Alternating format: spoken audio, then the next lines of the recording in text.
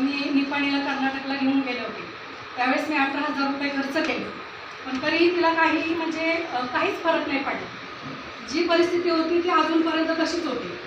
त्यानंतर मग मला आपल्या या संस्थेचं नाव कळालं आणि पोपटकर सर त्यांची माझी ओळख झाली. मग ते घरी आले आणि मी त्यांच्याकडून ते प्रोडक्ट घेतले. तर महिनाभरामध्ये आत्ता म्हणजे 15 दिवस फक्त झाले होते औषधं घेऊन, तर माझी आई 15 दिवसातच चालायला लागली, जी अगदी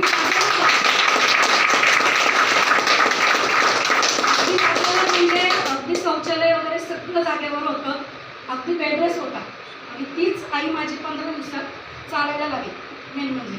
आणि त्यानंतर आता जस्ट बऱ्यापैकी बोलायलाही लागली, कारण तिला बोलताही येत नव्हतं, चालताही येत नव्हतं. आणि बरेच कवर झाली ती. आता 1 महिनाभराची औषधं आता संपली. आता मी दुसऱ्या महिन्याची औषधं चालू केली. आता त्याचा रिझल्ट कळेलच थोड्या दिवसात. बस एवढंच.